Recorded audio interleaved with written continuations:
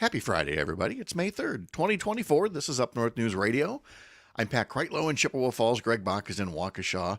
And we have a pretty stable, consistently good Friday show to bring you today with all of our usual Friday friends. Courier Newsroom national correspondent Keya Vakil sums up headlines of the week.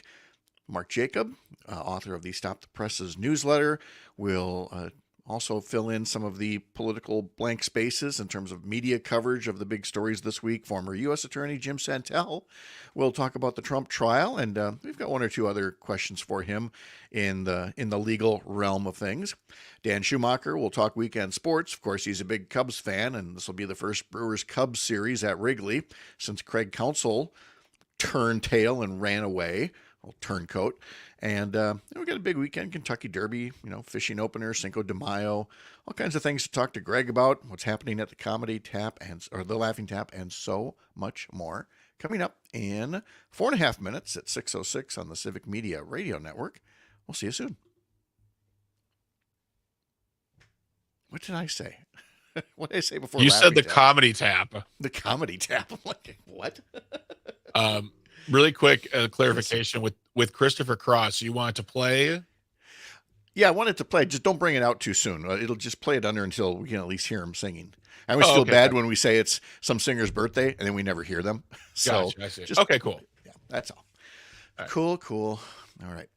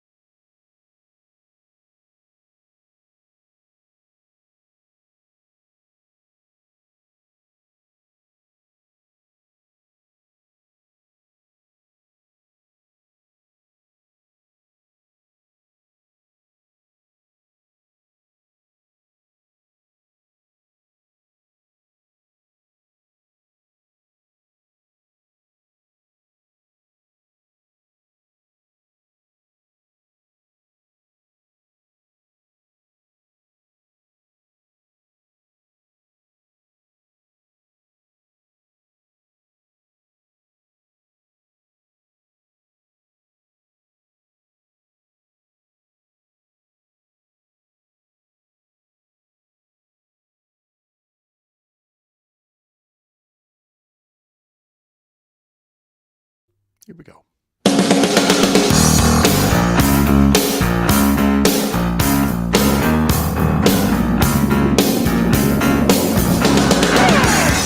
All across Wisconsin from Civic Media, this is Up North News Radio. Now, live from our Lake Minnesota studio, here's the founding editor of Up North News, Pat Brightlow. Well, hey there, Wisconsin. Good morning. It is 6:06 on this Friday morning, May 3rd, 2024. It's another beautiful day to have you here up north, live from Lake Minnesota, from wherever you're listening across the Civic Media Radio Network, through the app, watching us on social media, or listening on demand by podcast. Nice to have you here. I got a question for you. Can you see anything out your window right now? Because it is pea soup out there here on Lake Wissota, and from what I gather, many places around Wisconsin. It's supposed to be sunny in many parts today, but we're going to start with this fog, so please be careful, especially on those morning drives when kids are at the bus stop. You can slow down and still get there just fine and take advantage of what hopefully is going to be a really nice day, a nice start to the weekend. You'll hear forecasts throughout the commercial breaks here on your favorite Civic Media station.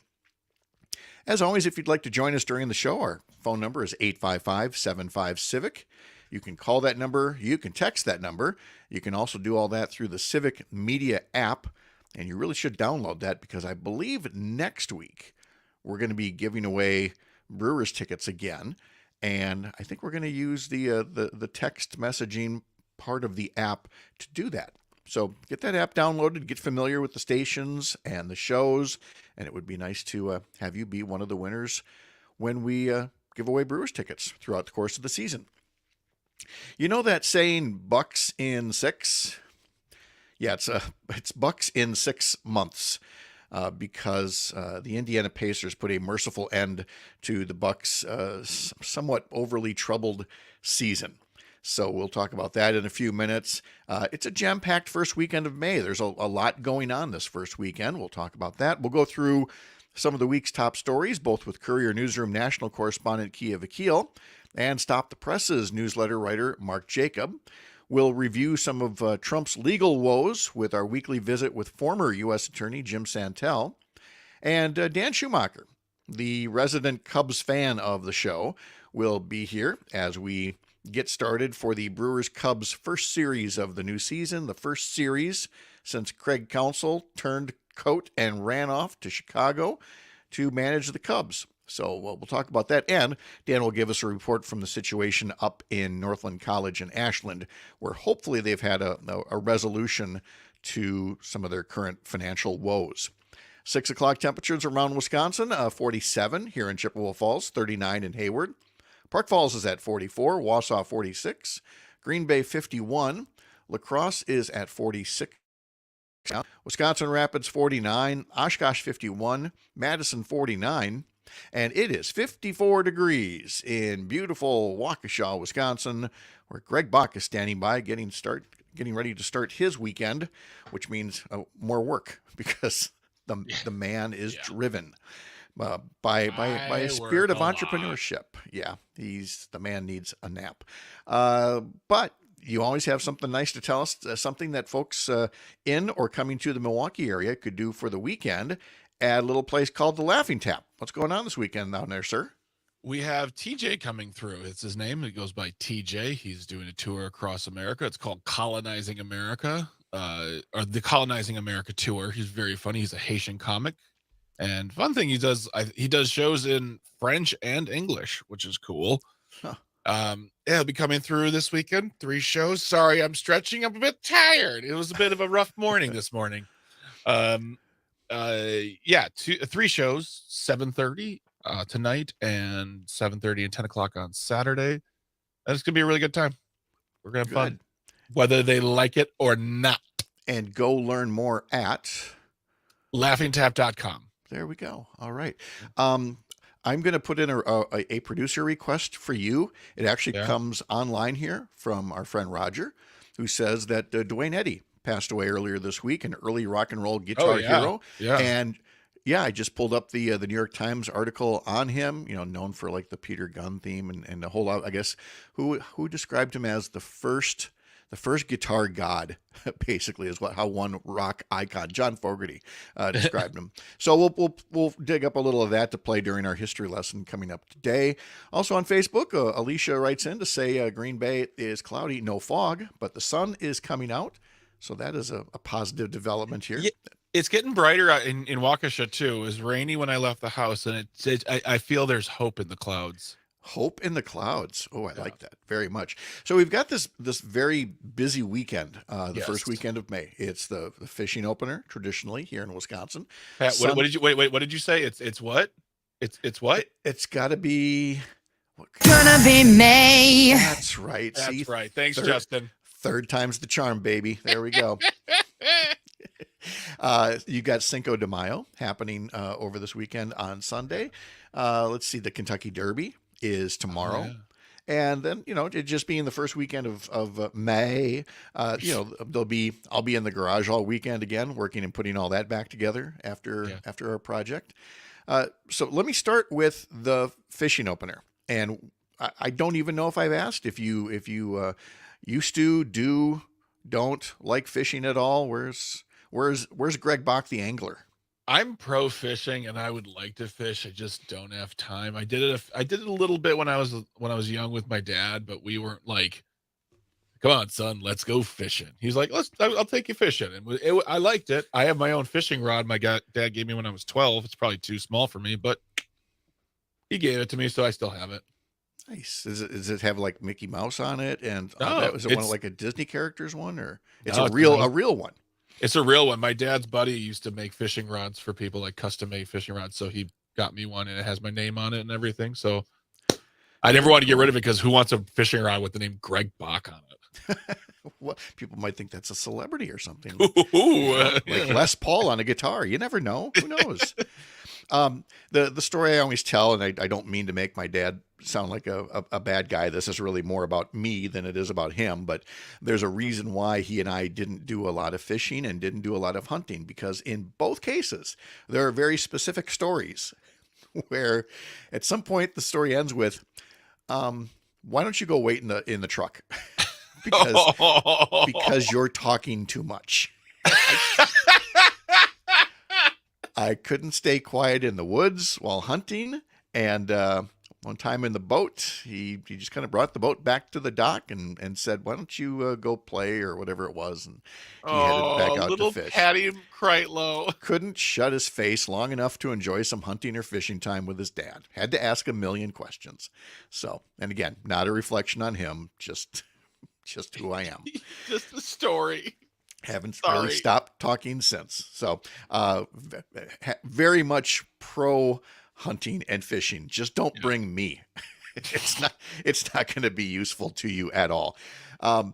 This weekend, when I worked in radio up in Rice Lake, right after college, this weekend was always interesting. This, the fishing opener weekend, and then again for the holiday weekends like Memorial Day, because the Highway 53 heading up toward Rice Lake would be like this rolling armada of boats, for the fishing opener. Of course, they all have Wisconsin license plates. Then Memorial Day weekend, they all have Illinois plates, and you can just feel it almost like a cartoon. You can feel northern Wisconsin just expanding, like a balloon as it fills up with people.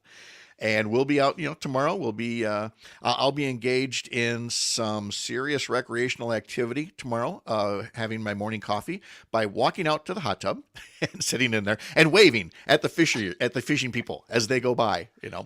Look. Your life sounds delightful. I mean, it's like we went for a fish fry at the local pub. Then I got in the hot tub on Saturday. Waved to the fishermen on Rice. It's like, man, that's. It has that side to it, not everybody can lead the Mr. Patrick lifestyle. I do what I can for that. All right, that takes us to the Kentucky Derby. I will admit to never being a huge horse racing fan. I get why people are excited about it, and I've never been a gambler either. And frankly, this past year, with as many horse deaths as there's been at Churchill Downs, I can see why the crowds have been, or the ratings have been down a little bit. But Then there's people that use it just as that occasion, like wear big poofy hats and, Yeah. just kind of have fun with it. Is it something that you watch? Do you pay attention to the Triple Crown at all? Right now I'm trying to think. I'll put it this way. I'd rather watch Top Chef. Wow. That's saying something. So And for folks who don't listen to the show regularly, we have Luke Mathers here on the show every Thursday to talk about Top Chef. And I just sort of zone out while they're talking. Yep. Yeah, I just don't care about horse racing. I don't care about that stuff. I don't even know if I think it's. I don't even know if I like it. The whole concept. Yeah, it just makes me. It's a kind of an ick for me. Not your jam. All right, and nope, then not my jam at all. And Cinco de Mayo, which again is not really a thing in Mexico. Not at all. It's something that Americans here did to say, hey, do you mind if we borrow your holiday here and make a big drinking deal out of it? So we'd like to take your holiday. What would you like to do with it? Would you like to honor the people? I believe the people of Pueblo and their fight and their struggles. No, I just want to wear a sombrero, get wasted. $3 cool? margaritas, please. Yes. Yeah. That's about all it is. Now, I will say that in this morning's edition of our daily newsletter, which you can sign up for at upnorthnewswi.com, Christina Laurie points out, as we do with a lot of these heritage months and weeks and dates and things, that would be a good time to go and, take your business to a Hispanic-owned, restaurant or shop or anything like that. So support the businesses, but again, be courteous about, the holiday is not necessarily yours or ours. So at least have a little bit of respect. If you're just really gonna mess yourself up, go do it at a Kentucky Derby party instead. Yeah. But don't do it in the fishing boat because you will be brought back to shore in a heartbeat, young man. People, Pat and Greg of the Pat Kreitlow Show are telling you, get drunk at home.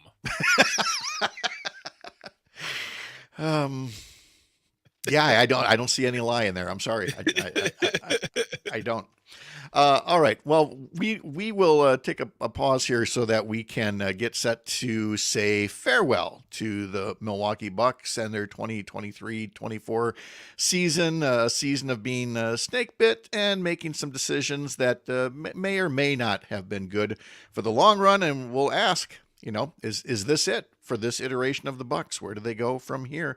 All of that and much more ahead on this Friday morning, live from Lake Wausoda across the Civic Media Radio Network. I'm Pat Kreitlow.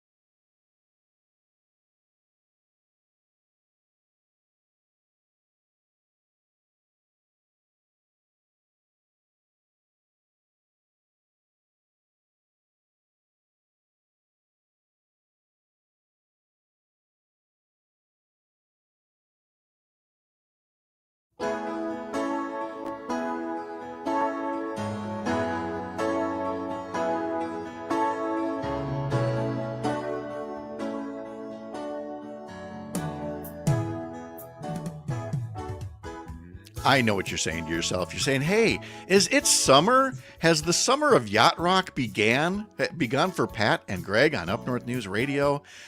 No, we'll save that for maybe next week, but it is Christopher Cross Day. That voice. Just so smooth. I know. So yacht rocky. I know. And he doesn't look like that. He does not look like what the voice should be. Right. At least back in the day. Yeah. Christopher Cross is 63 years old today, and we'll have much more about that coming up in today's history lesson about 30 minutes from now or so.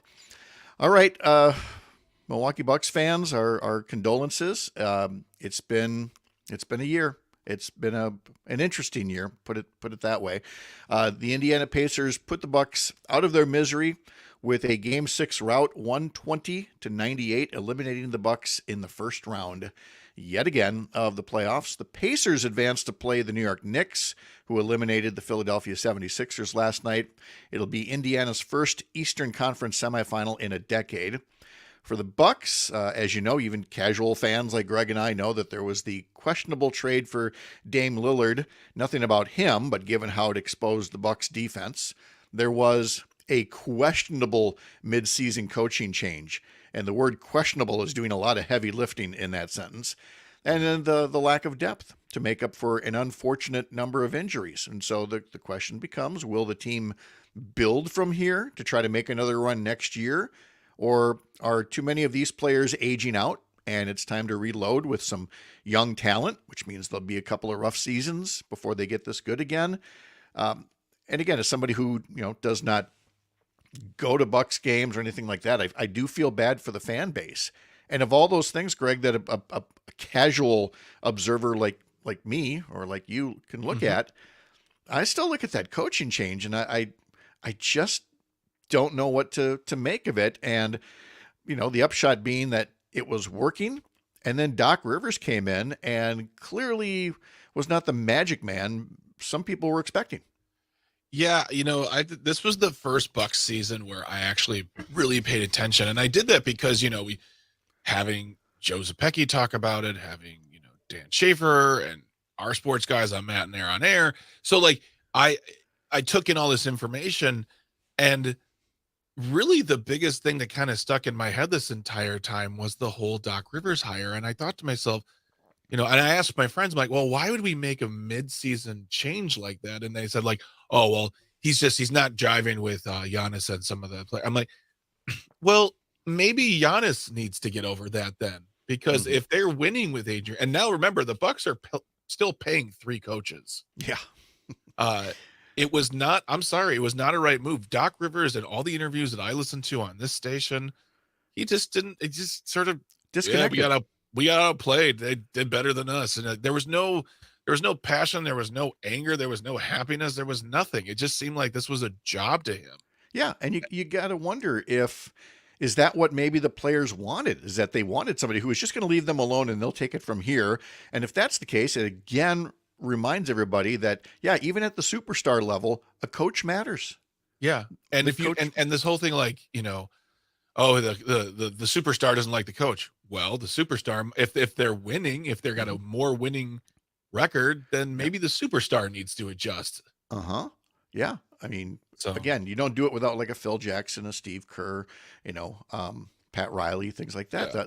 That matters. And it just did not feel like Doc Rivers was going to get people there. But we'll see how that turns out over the offseason and pay attention, next fall. Yeah. In the meantime, we got to pay attention to the Brewers, who are going to be playing at Wrigley Field this weekend for the first time since Craig Counsell left to manage the team. So you can be sure he's going to get a rousing welcome from the crowd. I mean, not like the Cubs haven't already played home games, but just because it's the Brewers, they're going to, just really try to kind of twist the knife, when they do it.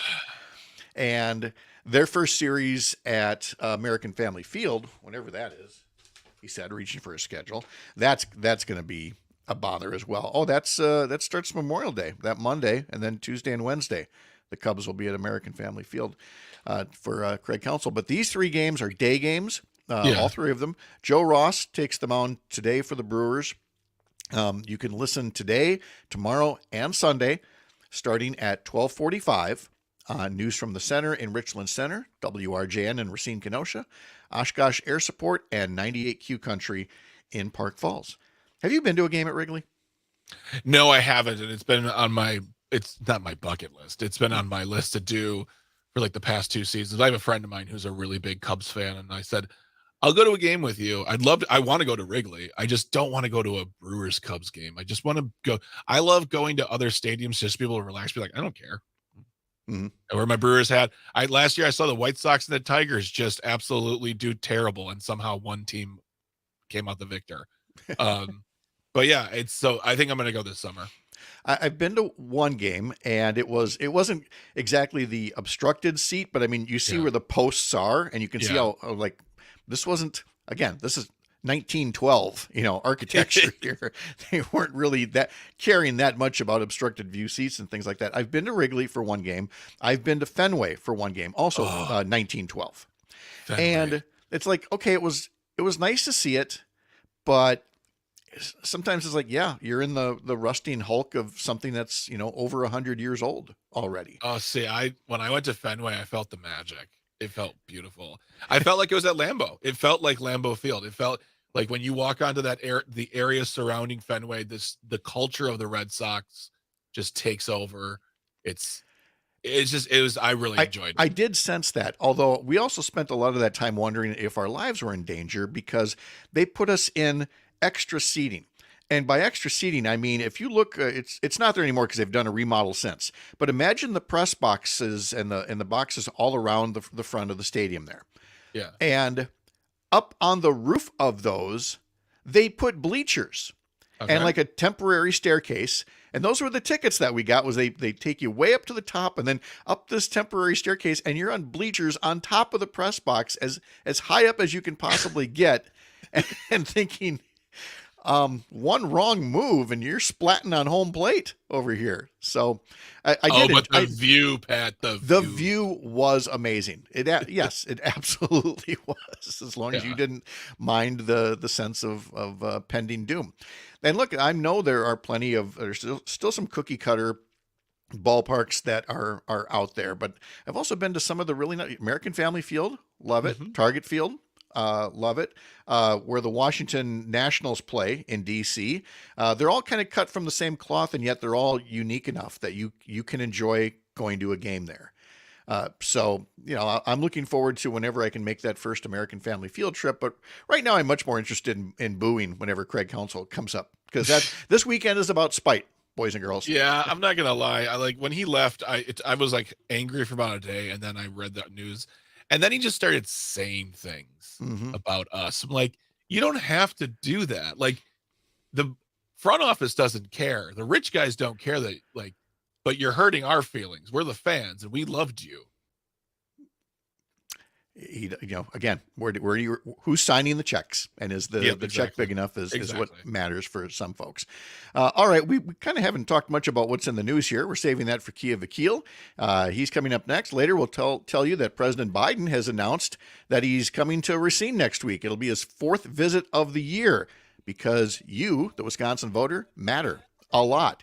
Live from Lake Wissota, this is Up North News. I'm Pat Kreitlow.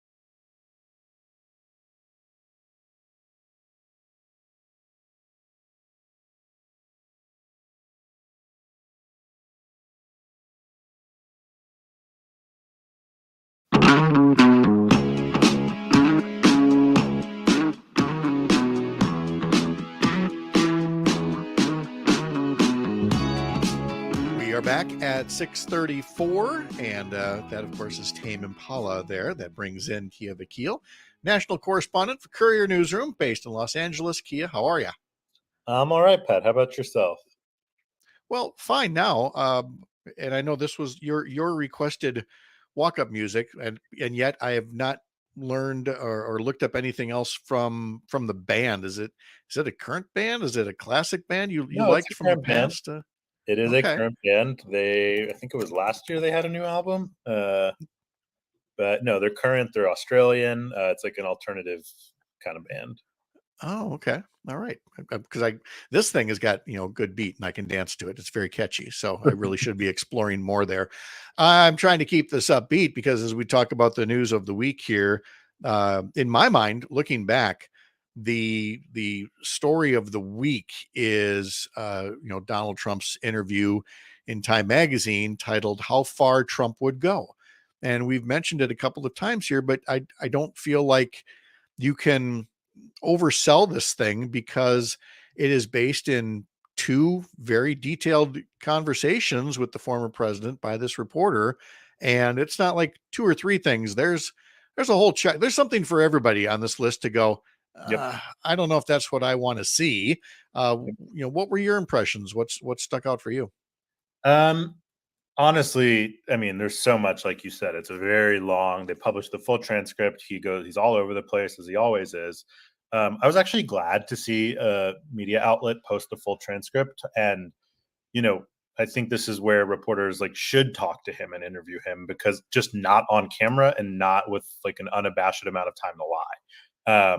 But in print, you can provide context. You can actually report what he said with the appropriate historical frameworks and references. And so, in this piece, the thing that stood out the most was that he would let red states monitor women's pregnancies, basically, to make sure they don't violate abortion bans, which is as dystopian a policy as I've ever heard of.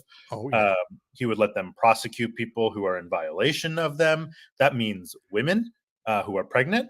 That means providers who might, want to help these women. It might mean people who try to drive women to care or secure them abortion pills through the mail.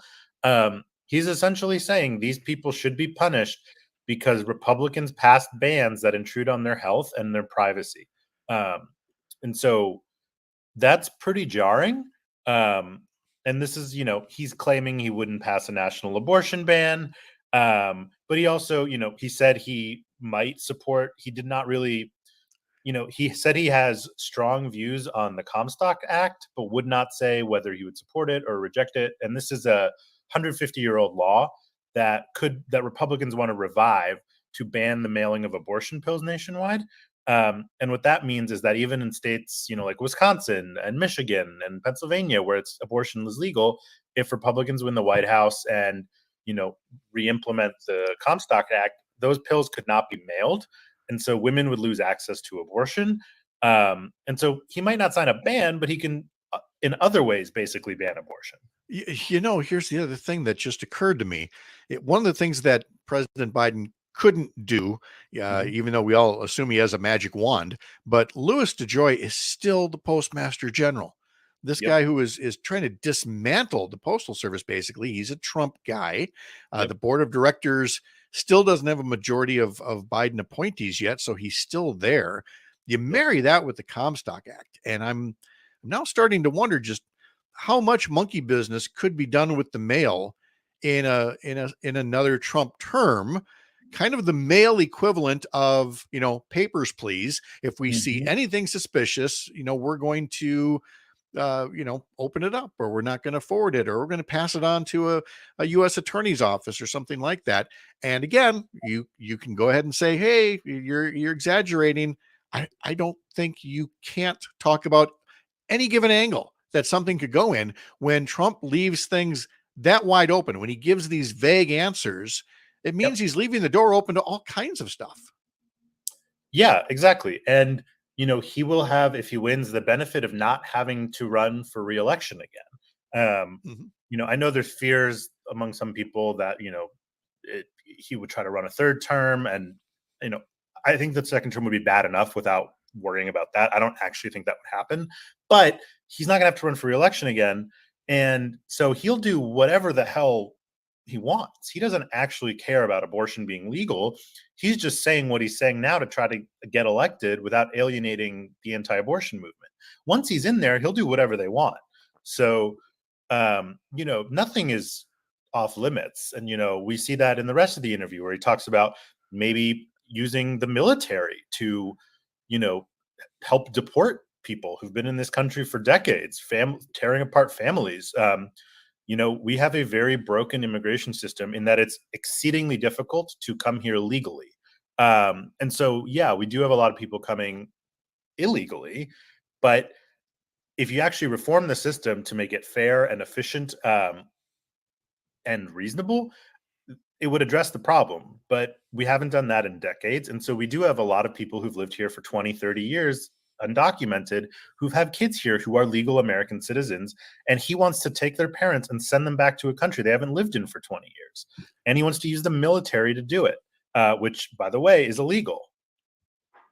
But he would look for some reason to try to do it anyway and dare a court or anybody else to stop him. And again, any review of just the Wisconsin visit this week, you would hear so much race baiting in there that there is, in their mind, no such thing as a good immigrant, unless maybe they're from Norway, Sweden. That sounds about white, right? So it would not solve things like the worker shortage here or anything else. And then there's the part that we're going to talk about in our next hour with former U.S. Attorney Jim Santelle. But that's the whole notion that he says he would be willing to fire a U.S. attorney who doesn't carry out his direct order to prosecute someone. And again, Jim will give us all the X's and O's about that. But from a reactive standpoint, again, you think, where is somebody on the Republican side going to say, this is a bridge too far? And I find it hard to believe that, threatening the independence of the Department of Justice so that a president can prosecute somebody willy-nilly, I can't believe the line still isn't there yet. Yeah, I mean, I think the unfortunate reality is the handful of people who would have said that in the Republican Party have been either pushed out, have retired because they see what their party has become and want no part of it, or in some cases have just completely abandoned any sort of principle or belief in what they claim to espouse. And so it is a party full of toadies right now.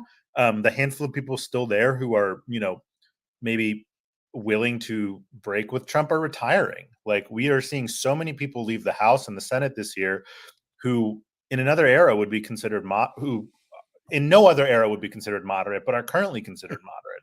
And so, what we're going to see if Trump wins, if Republicans win control of the House and the Senate, it's not going to be, and not to say Paul Ryan and Mitch McConnell were moderates, but it's going to be further right than any government we've had, I don't know, since the 19th century. It's going to be, I don't think people are ready or understand what is coming down the pike. And what a cleanup we're going to have to do afterwards if we get the chance to do the cleanup. Let's one more, and then we'll turn to some things that are a little less political. But in Florida, an abortion ban took effect, and it has significant it has significance for the entire South, the entire southeastern U.S. That is a big change in Florida for that part of the country. Yeah, I mean, until now, Florida was the only state in the South, pretty much, where you could have, an abortion up until 15 weeks. Now they've abandoned it at 6 weeks. If you are pregnant anywhere in the South after 6 weeks, you have to go to North Carolina. That's the closest place. If you're in Mississippi, Alabama, Georgia, Florida, South Carolina, if you're, 13, 14 weeks and, something happens, and there's some of these states have exceptions, but they're difficult to utilize. There's going to be an insane demand. The closest state without real restrictions is Virginia. If you pull up the map there's a good map on several sites out there about states with bans. They're overwhelmingly in the South. And so the loss of abortion rights in Florida doesn't just affect the millions of women in Florida, which it does, but tens of millions of more women across the South. And so this is this is going so far backwards in time that it's unbelievable. And, I don't think it's a coincidence that it's pretty much all of the former states of the Confederacy, for the most part, that have banned abortion. And so, what we're seeing here is really it's a tyrannical rule of the minority who want to impose restrictions on women, who are imposing restrictions on protesters, on Black people voting. Um, that's the world that still exists. It does, and it would only grow if Trump wins and or both houses of Congress go to the Republicans this fall. But let's go to something the Republicans in this Congress have done, and that is help to sink a program that was keeping internet access affordable for millions of people, including hundreds of thousands in Wisconsin. Tell us about the ending of the Affordable Connectivity Program. Yeah, so this is basically a program that helps people afford the internet. It takes anywhere between $30 to $75 a month off their bill. For a lot of people, that makes it free. The internet, at this point, I believe is an essential thing in life. We could not do this right now, you and I, if not for the internet. People can't bank, they can't start businesses, they can't do telehealth. It's an essential public need, and so but it's often expensive. It's often, inaccessible to a lot of people. And so this program, which was funded by, I believe it was the infrastructure law passed a couple of years ago, helped millions of people afford internet. But the funds have expired, as government program funding often does. And Democrats in the Senate and the House, President Biden, have all pushed for reauthorizing it, providing more funding. There's been many different proposals.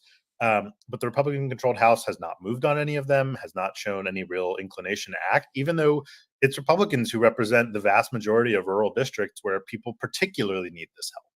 And so, it's a big deal. I think a lot of us, in more urban environments, or those of us who are maybe more well-off economically, take internet for granted. But there are a lot of people who still don't have it, who can't afford it.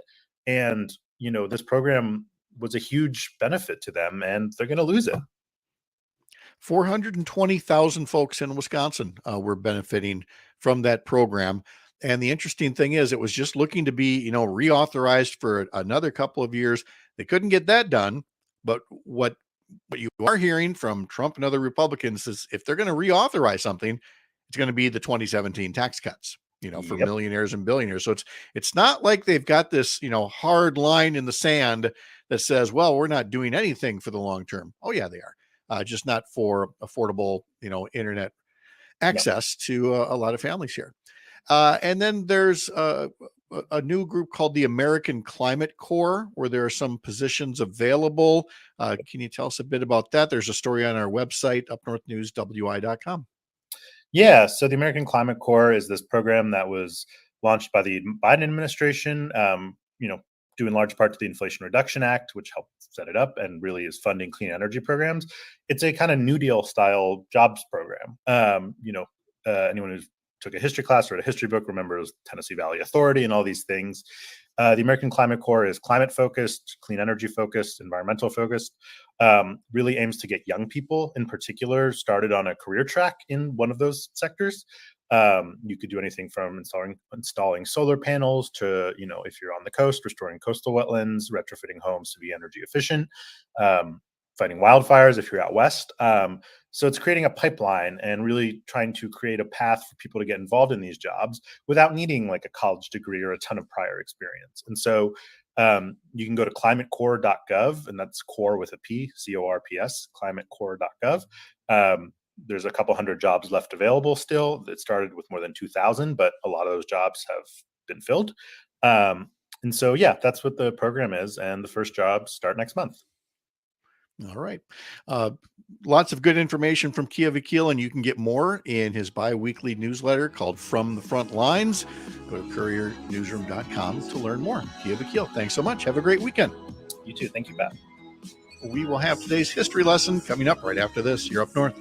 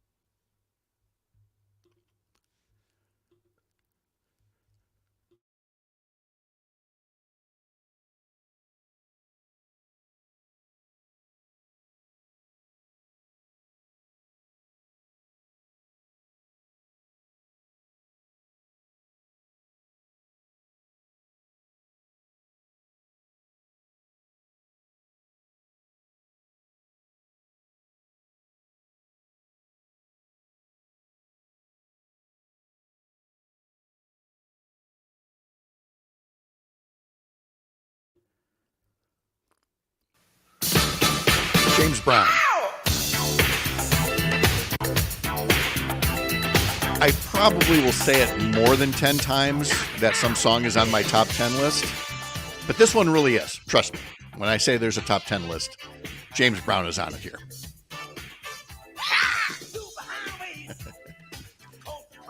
James Brown was born this day in 1933. Video is like the pinnacle of 80s. Oh my gosh. It is, it's from Rocky, is it Rocky 4? Rocky 4. Rocky 4. So you've got, Apollo Creed in there, and you've got Dolph Lundgren in there, and of course James Brown being James Brown. But I love this song. It's funny watching him sing this song with Apollo Creed dancing around and Dolph Lundgren being like, what is happening right now? Yes. Oh God, so 80s. All right, another birthday this day, born on this day in 1903, Harry Lillis Crosby. We knew him better as Bing Crosby. Music was a little different in his era. Would you like to swing on a star? Carry moonbeams home in a jar. And this is where, look, here's the thing about AI. I'm looking at enough TikTok videos where they use AI to create, new singers or singing things that they didn't actually sing in real life. Yeah. Let's take these two. Let's get Bing Crosby singing Living in America, and let's get James Brown. James Brown. She's like to swing on a star. Could be a lot of fun. Just saying. You may go up to folk legend Pete Seeger was born this day in 1919. Frankie Valli in the Four Seasons still with us. He turns 90 years old today. And we mentioned Christopher Cross turns 63. But, once you're in the Yacht Rock playlist, does time mean anything? You're timeless, friends. You're timeless. Tony Orlando and Dawn had the number one hit this day in 1975. He don't love you like I love you. One more birthday to share. That would be country singer Eric Church is 46 years old today. The number one song this day in 1986 was by Robert Palmer. Oh man, love this song. The lights are on, but you're not home.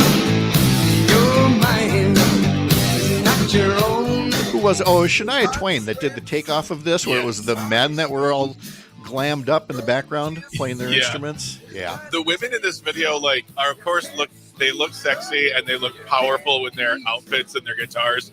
In the Shania Twain version, the men just look dumb.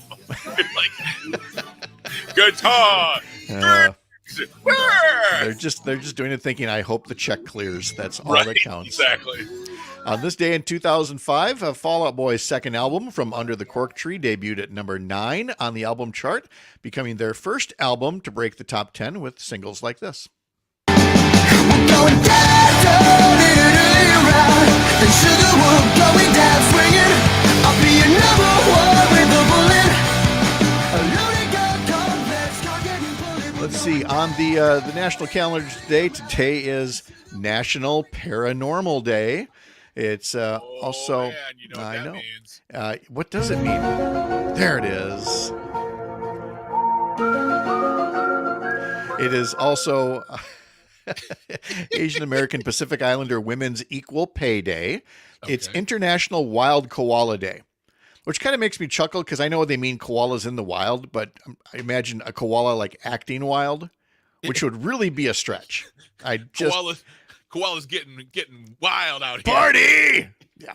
This is National Justice Day. This is National Garden Meditation Day. Ooh. National Public Radio Day. National Tuba Day. This is World Press Freedom Day. This is School Lunch Hero Day. So, because hero, right, because you can't call them lunch ladies anymore. So they're got chicken and stars in my eyes. I'm sorry. It is also National No Pants Day, and I don't have any background info on that, so just Please be careful out there, kids. Don't use it as an excuse. And as we were notified by Roger earlier in the program, Duane Eddy has passed away, who broke new ground in pop music in the 50s with a staccato style of guitar playing that became known as twang. Died in Tennessee this week, according to the New York Times. He was 86, complications of cancer. Rebel Rouser here was one of the songs he was really known for in the 50s and 60s.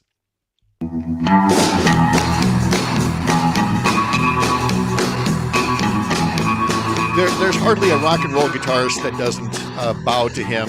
Duane Eddy, according to John Fogerty of CCR, said he was the first guitar god. He was self-taught, devised his rhythmic melodicism, says the New York Times, by playing the lead lines on his guitar's bass strings and liberally using the vibrato bar. He never learned to read music, never learned to score music, but he had a strong ear for pop idioms, including country, jazz, rhythm, and blues.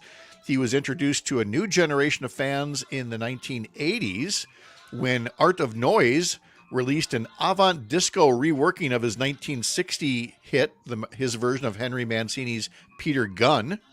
It also won the Grammy Award for Best Rock Instrumental in 1987 with Duane Eddy on lead guitar. He was inducted into the Rock and Roll Hall of Fame in 1994, the same year that this original hit recording of Rebel Rouser appeared in the movie Forrest Gump. So Duane Eddy, one of the first guitar gods, 86 years old, passing away. So attention must be paid. Also wanted to pass along, we got a note on the text line yesterday, and I didn't have time to share it. And by the way, put your name on there. Put your name and hometown if you send us a text so we can give you proper credit. But I think when we were talking about Top Chef, somebody texted in and said, Pat, I bet you could give a solid recap of TMZ. And I thought, you know what? He's absolutely right. He or she, sorry, could give a solid TMZ, because I've mentioned before that that's like the last thing we watch before we go to bed, because it's completely brainless. I don't have to think. I don't have to be depressed about anything. And so I'm going to tell you my favorite story from TMZ last night was that Nicki Minaj was doing a concert, a homecoming tour in New York, and nobody was expecting her grand reveal. The one and only Cyndi Lauper, whose Girls Just Want to Have Fun is sampled on Pink Friday Girls. And here Cyndi Lauper comes out and shocks the crowd at the Barclays Center, brought the house down. There was lots of hugging afterwards, and Nicki bowing graciously to tell the crowd what an inspiration Cyndi Lauper had been to her. Lots of tears. And again, I never thought back in the day we'd be thinking of Cyndi Lauper as like, rock legend. Yeah. But she was right up there with Madonna when they both kind of, came on the scene. And she did have a lot more influence than, some of us idiots were thinking back in the 80s. So she has a powerful, powerful voice. She can still sing it to this day. And it's nice to see the respect being paid. Much more in our second hour here, live from Lake Wissota. This is Up North News Radio on the Civic Media Radio Network.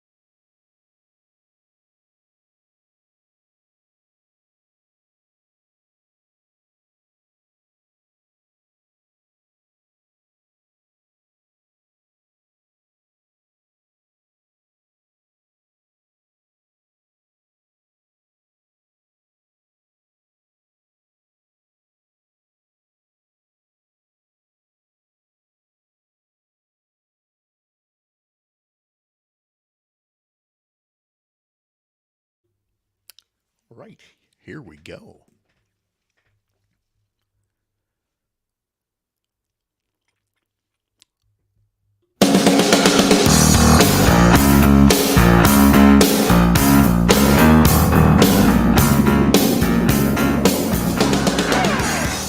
All across Wisconsin from Civic Media, this is Up North News Radio. Now, live from our Lake Minnesota studio, here's the founding editor of Up North News, Pat Brightlow. Good morning and welcome back. It's 7:06. Nice to have you along here on this Friday, May 3rd, 2024. Coming up in this hour, we're going to do counsel and counsel. A little bit of legal counsel and a little bit of Craig counsel. We'll be joined by our Friday regulars.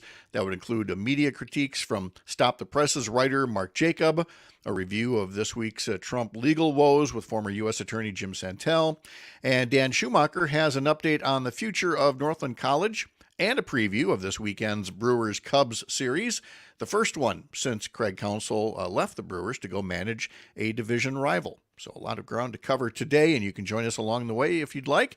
855-75-CIVIC, 855-75-CIVIC, 855-752-4842. You can call it, you can text it, or you can use the Civic Media app, or you can comment on one of the many Facebook pages where you can see Up North News Radio. Watch us do the show, put a comment on there, and we may mention it on air as well. Haven't talked about sunrise and sunset and how glorious it's getting at both ends of the clock here. Here in Chippewa Falls, sunrise is now at 5:50, and sunset is not until 8:14. It's just a beautiful thing. Not that we could see it here today. It is really foggy. Rob from Tigerton says, good morning. The sun is out. It's 47 there. We got a half inch of rain yesterday with all the recent rain in the last week. The grass is growing fast. He's busy mowing lawns. And noting Christopher Cross's birthday, he talks about the song back in 1983, All Right, Think We're Going to Make It. He said CBS used it at the conclusion of the NCAA basketball tournament, and that's what led to the One Shining Moment song that they have going on today. So who knew? One Shining Moment, the one of the biggest sports television cliches, was all because they didn't want to have to use Christopher Cross every year at the end of the NBA Finals. How do we save some money? This Christopher Cross guy is expensive. Well, talent like that. I mean, come on. He's an Academy Award winner. So Monday on the program, we will have the director of the documentary Bad River. We had her on back when the documentary was first premiering. This is the one about the Bad River community of Lake Superior, Chippewa, and their legal fight to get an Enbridge petroleum pipeline moved off of tribal lands. It's 60 to 70 years old. It is, constantly a source of concern that it could leak. The company is looking to maybe reroute it, around the area, but it would still be in the Bad River watershed. You've got conflicting treaties that come into play on this, and so we will get an update on the legal case and the popularity of the documentary. That's coming up on Monday. In our newsletter, which you can find at upnorthnewswi.com, we've got an article in there that says, no, you're not imagining things. Yes, there's a lot more deer, a lot more roadkill out there, and to watch out for them this time of year as they are moving along. That and many stories can be found in the newsletter. Sign up there at upnorthnewswi.com. From the Milwaukee Journal-Sentinel, reporter Jesse O'Poyne saying that the Biden campaign has confirmed to them that President Joe Biden will return to Wisconsin for the fourth time this year when he comes to the Racine area on May 8th. Next Wednesday, he will deliver official remarks, and then he will hold a campaign event. The campaign of the Wisconsin Democratic campaign manager, Garen Randolph, says that the president is showing up to talk about issues that matter most to us, including his administration's historic investments in our communities, economic gains made under his leadership, and he and Vice President Harris's commitment to defending fundamental freedoms. And of course, this comes on the heels of former President Donald Trump making his second stop of the year in Wisconsin, having been in Waukesha a couple of days ago, and frankly, all of the reaction that resulted from it and his Time Magazine interview as well, which, again, has given many people pause for concern. So expect the president to talk about that as well next week. The Biden campaign in the announcement also highlighted their commitment to Wisconsin, noting this is the first time that the Democratic presidential nominee has made Milwaukee the state campaign headquarters in at least 2 decades, and noted that the Republican National Committee declined to renew its lease in its Hispanic Outreach Center on Milwaukee's south side, and that location is now slated to become an ice cream shop. So maybe not working as hard as they once said they were on doing voter outreach. For folks who would like to be watching the Brewers games and who have Comcast, well, things are bad and they're not going to get better anytime soon, the way it sounds. Comcast has blacked out 15 different regional sports networks offered by Bally Sports, escalating a contract dispute that is affecting Comcast customers who want to watch the Brewers, as well as the Twins. Just a whole host of teams on here. But yeah, the Twins and Brewers fans are caught up in this as well. It stretches over 9 states. Diamond Sports Group, which distributes the Bally networks, calls the blackout disappointing and blames Comcast for refusing to engage in substantive discussions. Comcast, meanwhile, says Diamond has declined several of its offers, such as allowing Diamond to unilaterally renew its existing agreement for a year. So, as a result, Comcast said it no longer held rights to the sports broadcasts as of Wednesday. No choice but to cut them off, but it will credit customers who are affected by the blackout, saying most will receive monthly credits of $8 to $10. Complicating all of this is Diamond is still trying to emerge from bankruptcy, which it declared just over a year ago. And of course, this does really talk more about the broader environment for sports broadcast in the age of streaming. There have been sharp declines in pay TV subscriptions for cable and for satellite. Of course, streaming is currently the way to go, but there's absolutely no guarantee, Greg, that how we're going to get our sports this season is going to be any different next season. And I've been through these from the standpoint of the cable company having disputes with the broadcast network, and so local affiliates sometimes aren't seen on a cable system or on a satellite dish.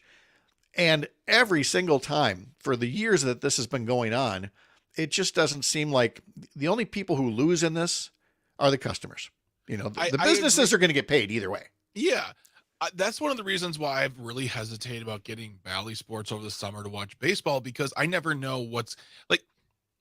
I'm too not informed to understand it. I have an MLB account because I go to games, and MLB said, "Hey, the Brewers are playing out of town, and it's the game of the day. It's free on MLB." I'm like, "All right, cool." They turned on MLB, and they're like, "It's blacked out." I'm like, "Why is it blacked out? They're not even in town." Right. And by the way, that's MLB. Okay, you didn't outsource this to somebody. This is your product on your app that we signed up for and are paying for in some instances to get these things, and then you black them out.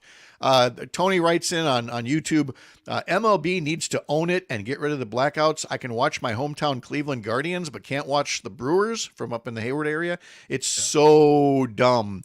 Tony, you needed to add even more O's to that because it is so dumb.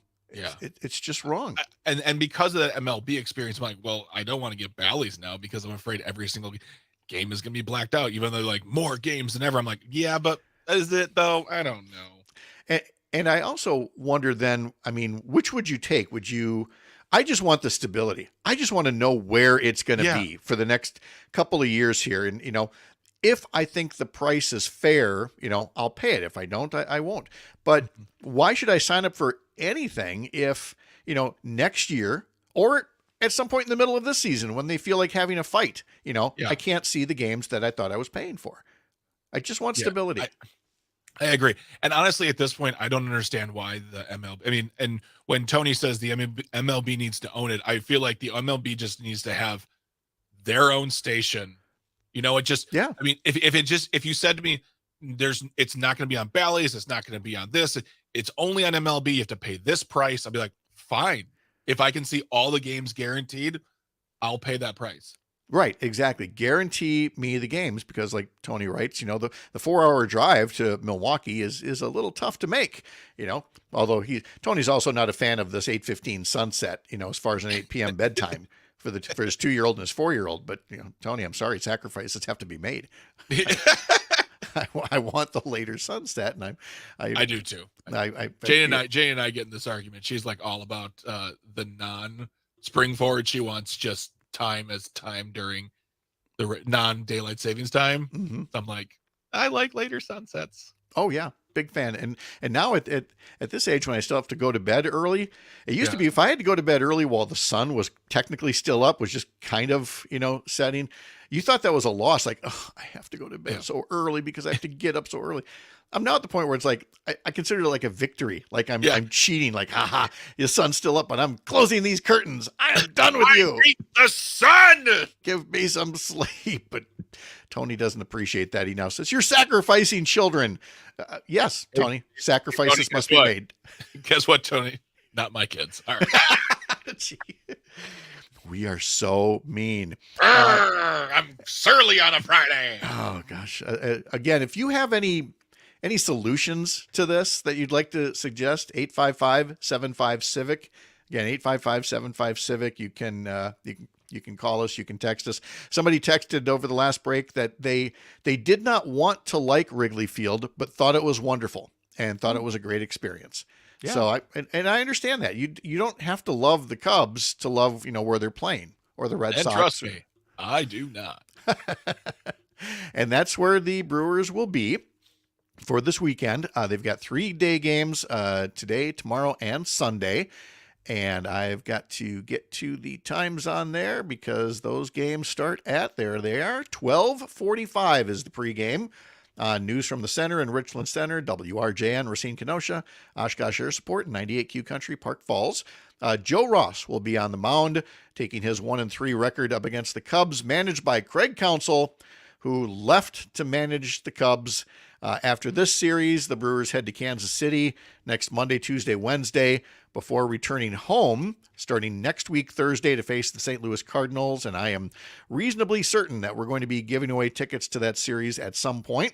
And I'm reasonably certain we're going to use the Civic Media app to do so. So get that thing downloaded, get to know the stations and the shows, and looking for ways to make you a winner. We'll have more coming up in just a bit. From Courier Newsroom, this is Up North News Radio, live from Lake Wissota on the Civic Media Radio Network. I'm Pat Kreitland.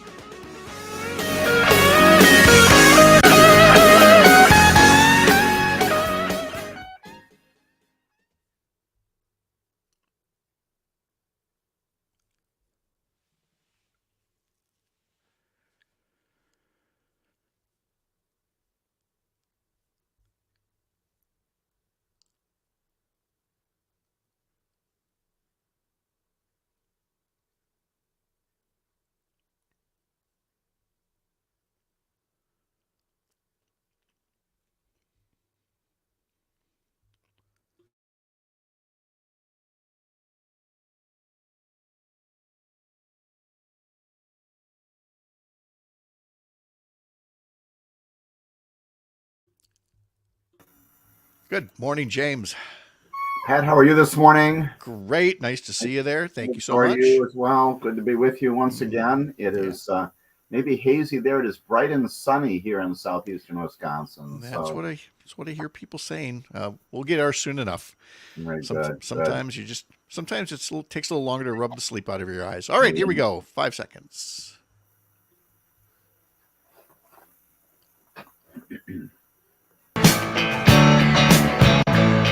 Send lawyers, guns, and money.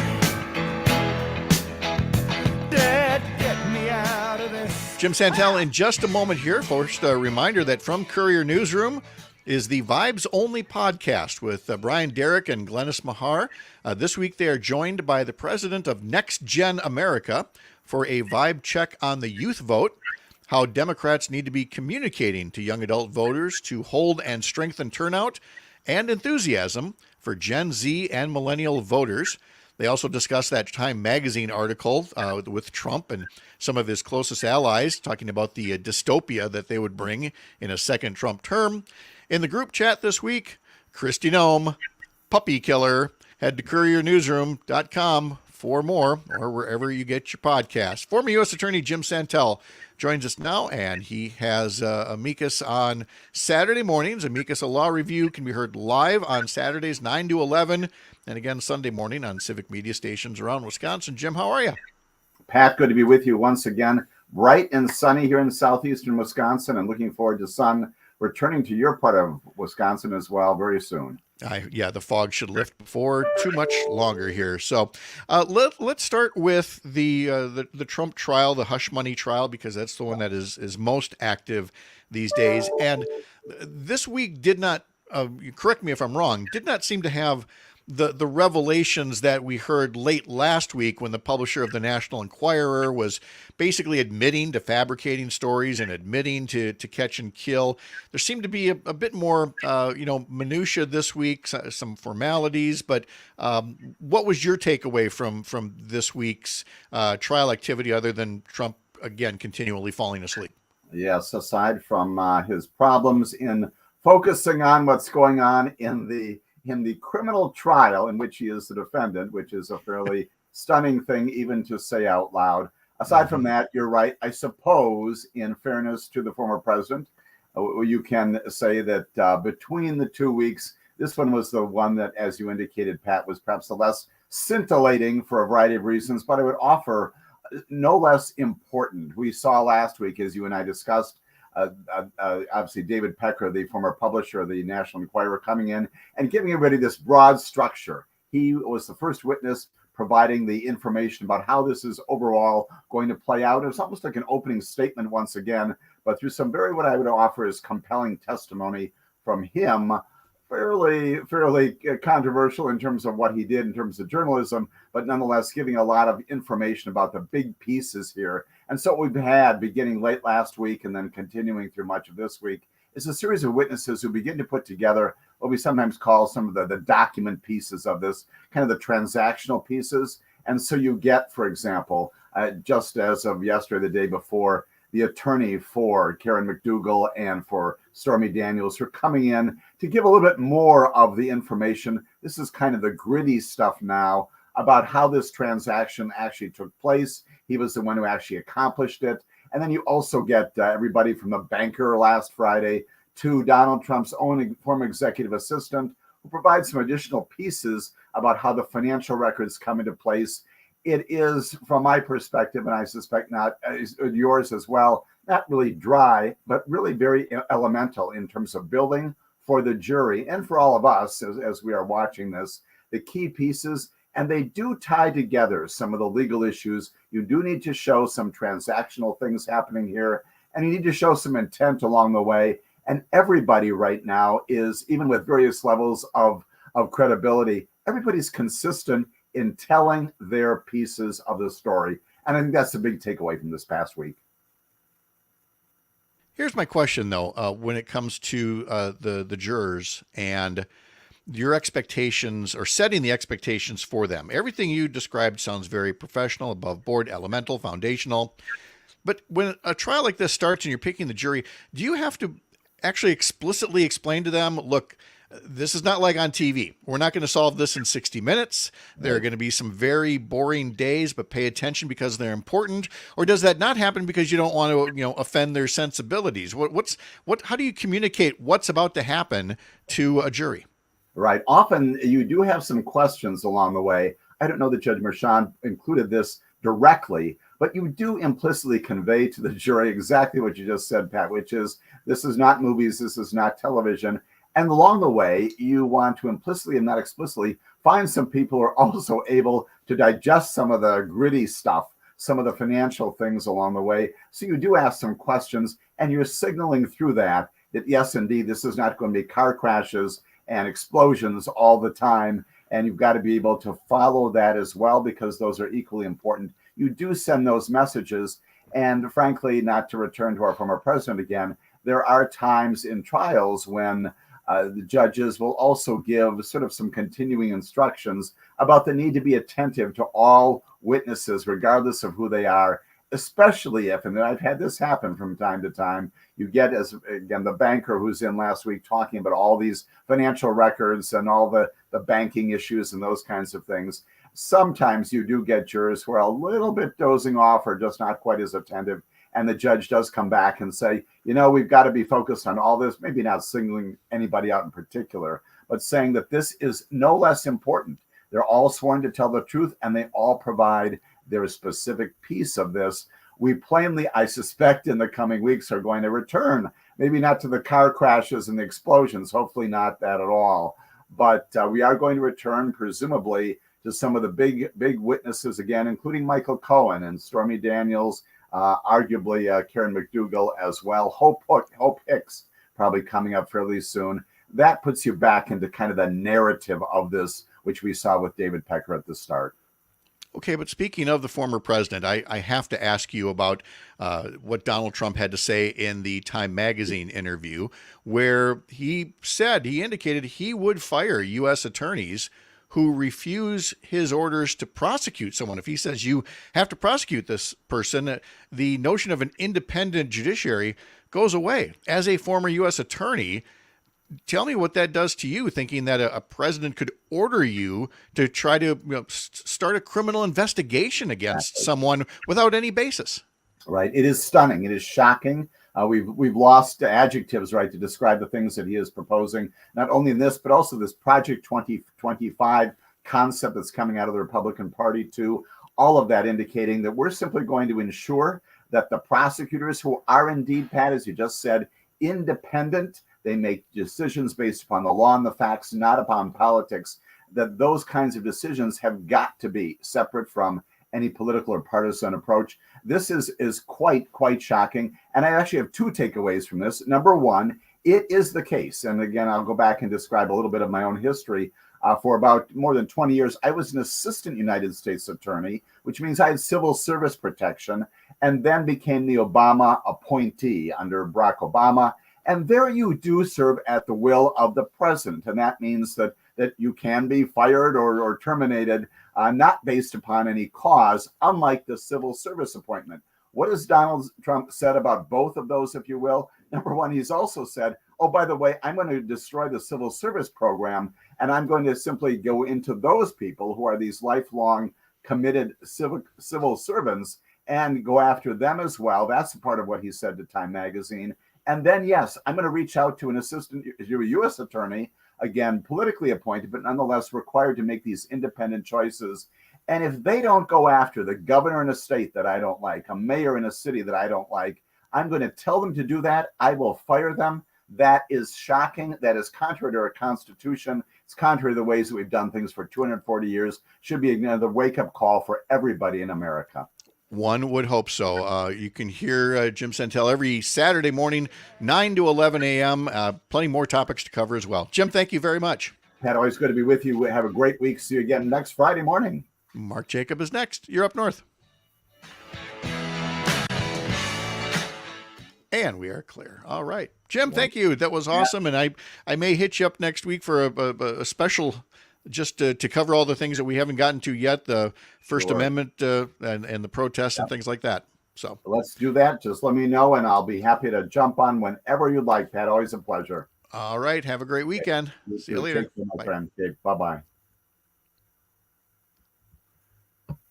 All right. And Mark, I see you there. So I'm going to pop up the radio banner, and I'll come pluck you out of the waiting room in just a couple of minutes.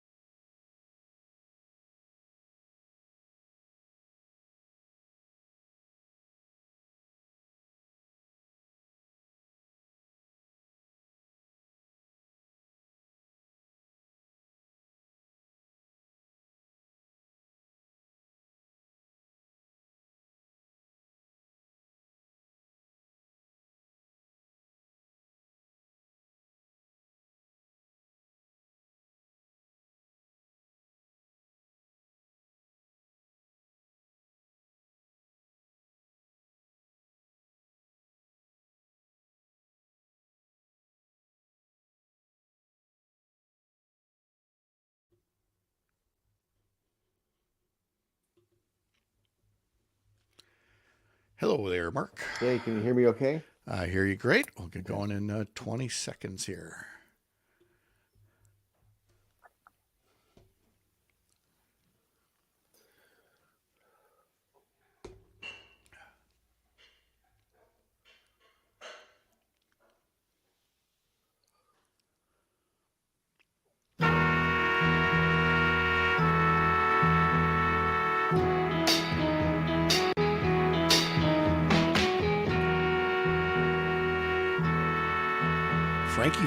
Frankie Valli in the Four Seasons turns 90 today.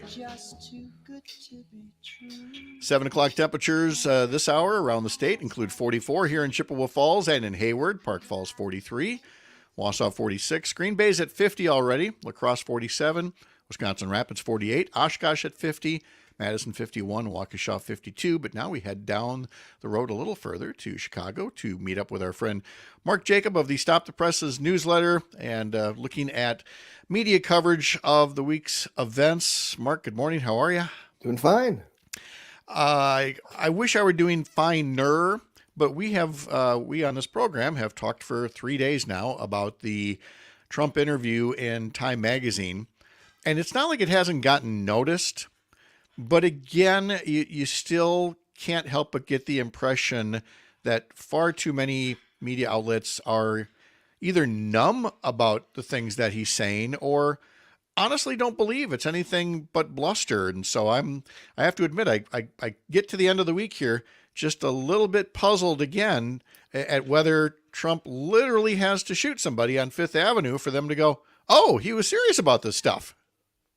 Well, the tough thing is that you do have these kind of mainstream outlets like the New York Times and the Washington Post and ABC News and all that reporting on it day after day. They report what he says, and he's talking like a dictator. He just is, and he wants to send troops to America's cities uninvited. He wants to create gigantic camps for millions of Latinos. I mean, it's scary stuff, but the thing that worries me, Pat, is that it just doesn't break through. It doesn't break through to the people who most need to hear about it. And that's a media problem. That's a news delivery problem. In a democracy, you really have to have kind of a set of shared facts based on journalism. And when you have a group of people, the Trump supporters, being insulated from real news by stuff like Fox News and Newsmax and OAN and just and Charlie Kirk and all kinds of just crazy stuff that's lying to them all the time. How do you break through? I mean, I think that my only answer is telling the truth a lot, just repeating, because unfortunately people believe what they hear a lot. Oh yeah, I mean that's exactly. They learned that's how they got where they are. Is if you repeat a lie often enough, people start to believe it. And meanwhile, people say, "Well, I told the truth that one time." Right. It's like no, that's not enough. Now, this particular New York Times headline, I grant you, is a guest essay rather than a news story, but I completely understand why you posted about it. A headline that goes like this: Trump embraces lawlessness, but in the name of a higher law. What the heck is that? Yeah, you know what that is? That's a right-wing guy submitting to the New York Times, and the New York Times publishing it because of what I call performative objectivity. In other words, they want to say, well, we're fair to everyone, so we're going to print complete crap from some guy who wants to depict Trump as an outlaw hero. That's the phrase he uses. And so it's okay that Trump is breaking the law. He's showing the spirit of America, as being an outlaw hero. In other words, I mean, it's crazy the way that's depicted. And what I was said on social media was that, here's the New York Times publishing it just to make the New York Times look fair in their own minds. And they're treating it like it's some sort of Netflix series. I mean, they're creating this kind of fictional depiction of the very real thing that's going on in America this year with the election and with the threat of a dictator winning and then goodbye democracy. I mean, to me, Pat, I think that's serious enough. And I think that them ideas thinking, oh, well, here he is. He's an outlaw hero. Isn't that interesting? Isn't that amusing to us? To me, it's it's them like deciding that they'd rather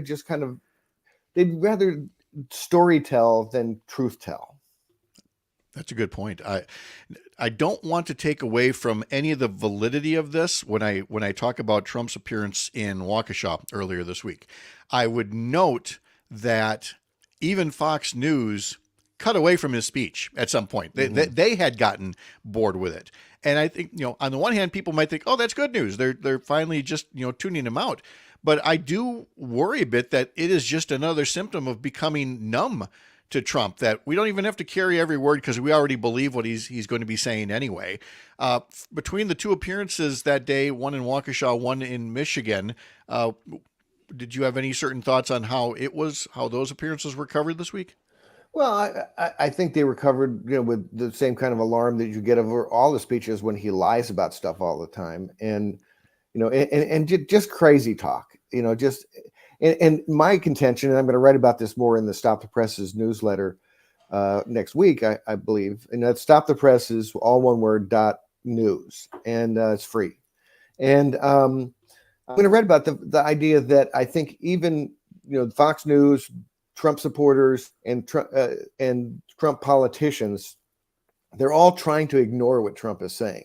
They've decided in a kind of a vague way that Trump expresses their right-wing feelings about things, and they don't want to focus on what he's actually saying because even they don't agree with it. You had this thing from William Barr was on CNN, and that was a real shocker because what William Barr said was, well, yeah, Trump, I think he probably did talk about killing people when he was in the White House, but people were taking that too literally.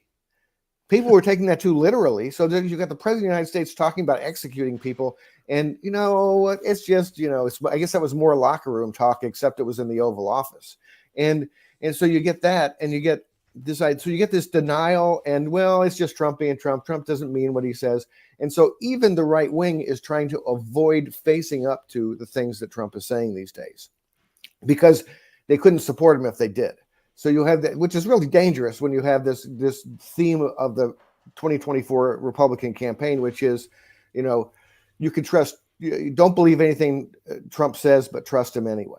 I mean, that's in effect what the whole mindset is now, and it's just wacky, Pat. It makes me think that the entire country's dropped acid or something. We've never, again, such circumstances, we hadn't seen before, like this circumstance. A former president on trial, but has this opportunity every day, twice a day, going in and coming out, to stop in a corridor and, just basically it's 3D Twitter. He can just spout whatever he wants, and cable networks quite often take it live, or maybe they play it back shortly thereafter. But again, it's not that much different than 2016 when they would have the cameras looking at an empty podium for 10 minutes, just anticipating Trump's arrival. They still can't get enough of him. Well, did you see what he said yesterday? He said, there's a gag order, so I can't testify, which is, are you kidding me? I mean, to me, that was just a test of how stupid he thinks his audience is, because that's just like such an obvious stupid lie that the gag order means he can't testify in court. And clearly what he's doing is he doesn't want to testify in court. He'd be a disaster on the stand. He keeps on talking about wanting to testify, but he never does because he's a disaster, because the kind of things that you can tell your audience on Fox News, you can't say in court, because it's called perjury when you lie about things. And so, plus it's not going to play well with the jury. I'm sure the jury is not super happy with him falling asleep in court. I mean, I think they wonder whether he's taking it seriously or not. So so what responsible news media ought to do, and I think that was your point, Pat, is how the news media covers this, and they really should listen to what he says and then report 10 minutes later on what he says and frame it right. Well, here's Trump saying that he can't testify because there's a gag order, and that's 100% false. And here's why that's false. Here's why he keeps on lying about stuff like that. That's what they ought to do. I mean, just letting it just roll, out of the TV screen into people's minds is not the way to go. Well, there's a lot of things that they ought to do, and that takes us to economic reporting. The new numbers that just came out less than 15 minutes ago show that U.S. employers added 175,000 jobs in April, a downshift in the pace of hiring, which is actually good news in that the economy isn't overheating and inflation's going to rocket up again, but you just know it's going to be framed in so many different ways instead as, Biden's failing. We're not seeing the job growth that we used to see. Well, yeah, because if we got that job growth, we'd have inflation all over again. Right. You really can't win with economic reporting, it seems. No, you can't. And if you do like raise interest rates in order to kind of cool the economy so that it doesn't overheat with inflation, well, then you're making it hard for people to, buy houses and stuff. So, I mean, it's all a game of, leveling various, metrics. And another thing I can't wait to see, I did not see that news yet, but I knew that there were some experts, because there were plenty of experts, were predicting that the job number would be over 200,000. So if it's less than that, and you say it is, then they'll probably say, well, fewer jobs than expected. And I always wonder about, this expected thing. There's this expectations game being played all the time in which it's good news if it's over the expectation. It's bad news if it's under the expectation. But, there's no who made up the expectation. And so it's the vibe. So it's the vibe, Mark. It's the vibe. It's the vibe. And here we have, and you had yesterday, you had Trump saying, well, this is the worst, much worse economy than I had. Well, look at the job numbers. I mean, it's crazy how much better the Biden economy is on jobs than Trump. Right. Let's go into a bit of a more difficult situation here, and that would be the demonstrations primarily on college campuses around the country. Now, there's a serious issue behind this. There's war going on. There are civilians being, that have been or are being massacred on both sides. None of this is about that. Here's the way I'm framing this question to you. Obviously, there's been a lot of coverage, especially when things get, a little violent as police move in. And yet, if you look at, public opinion polls, the amount of Americans for whom this is kind of a big story, it's kind of a big deal, is like around 2 to 3%. By and large, people are focusing on other economic issues and things like that. My question is whether national and maybe to a degree local media are overplaying this simply because it's new. It involves conflict, but it's not necessarily relevant to their audience, but it's always easy to cover a large crowd. What have you thought of the perspective on the quantity of coverage? Yeah, I think that you've got it right. It is clearly the idea that, here you have this kind of conflict playing out, publicly. So that's great for the cameras, and anything that's great for the cameras is going to get more publicity. I'm not saying it's not a big issue. It's an important issue, and frankly, I'm excited when young people care enough to protest about things. To me, that is good news for our country when young people are not just kind of signing off. So there's that. But clearly you do have this situation where I think it's being overplayed. And I think that also another reason it's being overplayed is because right-wing media wants to kind of blame Joe Biden for something that the Columbia president and the NYPD are doing, so it's not a lack of understanding by Fox News. It's an exploitation of what's going on. They realize that Joe Biden doesn't control what the Columbia president and NYPD do. But they want to pretend otherwise because everything's Biden's fault that happens, and nothing's Trump's fault that happened when Trump was president. No, exploitation is a good way to put it. And then briefly, just wanted to close with Marjorie Taylor Greene, who says she's going to move to oust the Speaker of the House. But again, who's behind her? In other words, is she the perspective on giving her much more airtime than she certainly is worth or has earned based on whatever following she has in Congress? Well, the most hilarious thing about that was that yesterday in the Washington Post, I opened up the Washington Post on my computer, and they have a big headline about Marjorie Taylor Greene is going to, challenge Mike Johnson next week. And then below it, they have a sidebar that says Marjorie Taylor Greene has no following. That was the headline. And I went, well, no, of course she has no following, but why are you giving it a giant headline if she has no following? I mean, I just thought it was like the most mind-blowingly crazy lack of self-awareness by news media. You couldn't plan a better side-by-side headline comparison and have it affect or have it hit the way that this one did. I appreciated it very much. Mark Jacob from the Stop the Presses newsletter, stopthepresses.news. Thank you very much. Have a great weekend. See you later, Pat. When we come back, Dan Schumacher will be here to talk all about Northland College and the Cubs Brewers series coming up this weekend, starting this afternoon. You're Up North. There are no words left to speak. There he is. Yeah, man, I don't know where the heck your email was there one day and then it's not. I searched everywhere, so sorry. No, that's okay. All right. Let's see. Where are you? You're in Chippewa, yes. Where are you? Yeah, I'm at Kim's house right now. Oh, okay. I'm at Kim's house. I came here last night.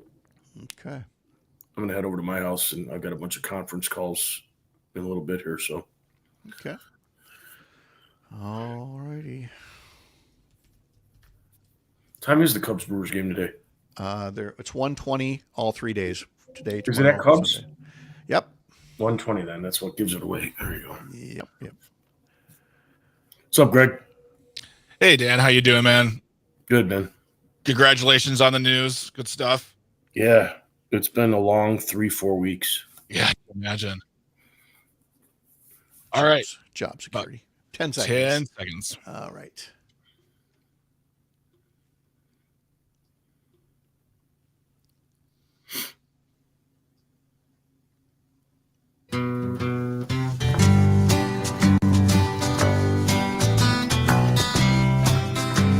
As Mark mentioned, you can find his newsletter at stopthepresses.news, but you can find it there and newsletters from some of our other Courier Newsroom colleagues. Head over to couriernewsroom.com for newsletters from Keya Vakil, Kyle Tharp, Melissa Ryan, and more. All right, we've made it to the end of the week. Dan Schumacher's here, and we get to spend a whole lot of time talking Cubs Brewers rather than what we had feared might be, not so great news, but Northland College has found at least, I don't know how temporary this is, but has found a reprieve, is not going anywhere anytime soon. So we'll talk to him about that. Oh, but first I missed today's music quiz. If Dan knew which Grateful Dead song was playing in the background.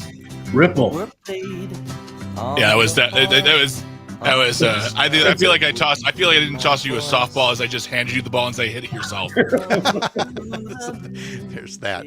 All right. Well, let's start with Northland here, because not only have they found a way, some financing and some other restructuring to stay open, but apparently with athletics intact, and we've talked about that before, that some schools go down the path of cutting that, and others see athletics as a tool to increase enrollment. So what's the status there this week?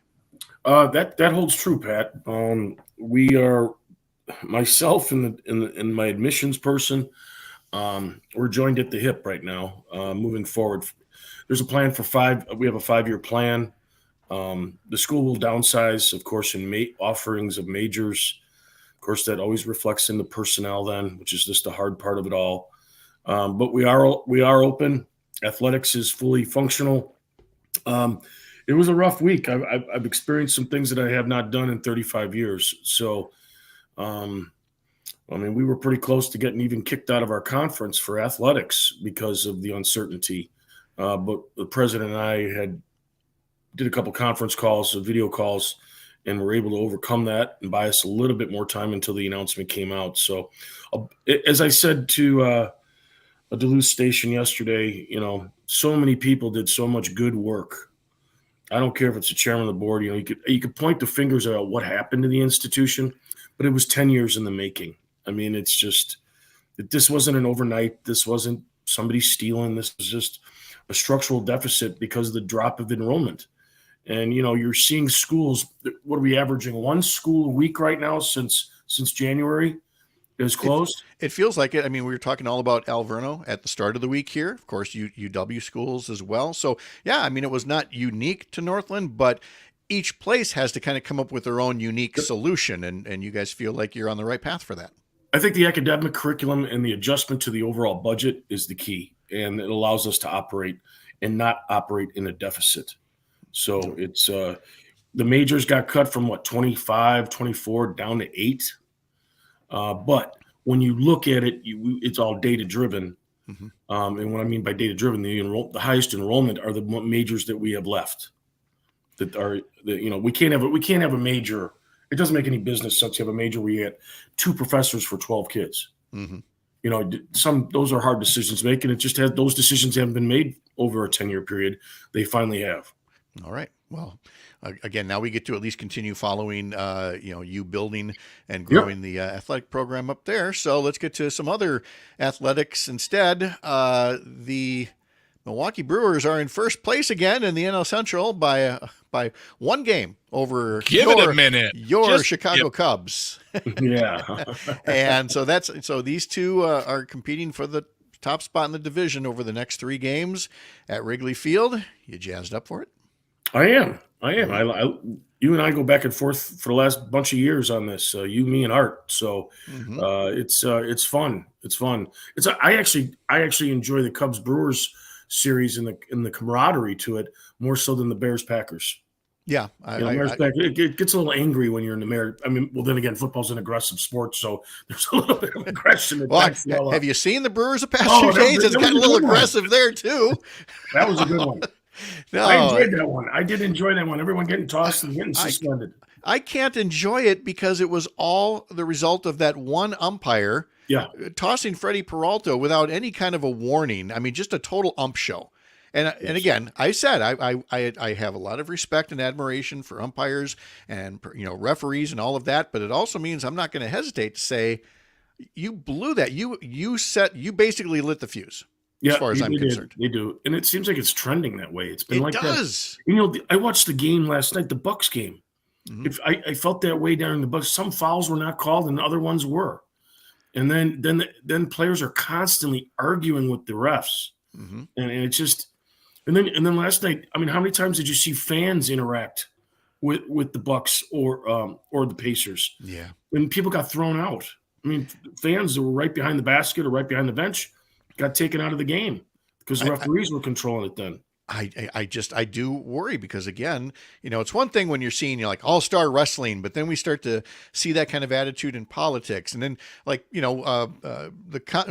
concerts, you've got artists who are getting hit by people throwing things at the stage. It's like, whose mom raised you guys? Yeah. People have a new level of they have an entitlement to interact how they see fit. I mean, you saw it a couple of weeks back at the comedy club. Yeah. Yeah. It's just people have this sense of I can do what I want. And how dare you tell me I can't? How dare you tell me to be quiet? It's like, I don't know if it was the pandemic. I don't know if it's social media. I think it's all of it. I think it's just, we're rewarding bad behavior online too.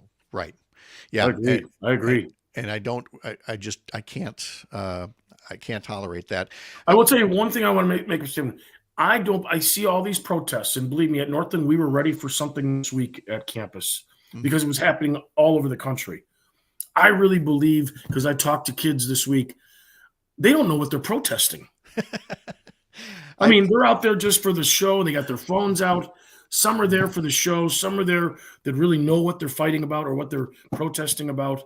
But there's so many other kids that, they don't. I just think it could be such a learning experience if the people who instigated and who lead these things engaged in more dialogue, talking and trying to persuade their fellow students and faculty than bullhorns and barricades and things like that. Again, it's framing. How do you want to get your message out? And I'm not sure that is happening in the most effective way. In Columbia University, I think those were all paid agitators. Then you had the one at UCLA also appears to be quite ugly and is going to be worth monitoring. And Dan's going to keep us updated on the campus up there, and we'll follow all the rest around the country. All right, Dan, I have a feeling I may be seeing you at the Mallard later here on day one. It is day of the Mallard opener. Oh man, I wish I could go. The world is good. It is true first day of spring, summer for us. All right, have a great day. Greg, see you on Jane's show a little later on. Thanks to all of you for joining us as well on Up North News Radio. We are the digital outlet for Courier, a pro-democracy news network, building a more informed, engaged, and representative America. Thanks for joining us up north. Have a wonderful weekend. See you Monday.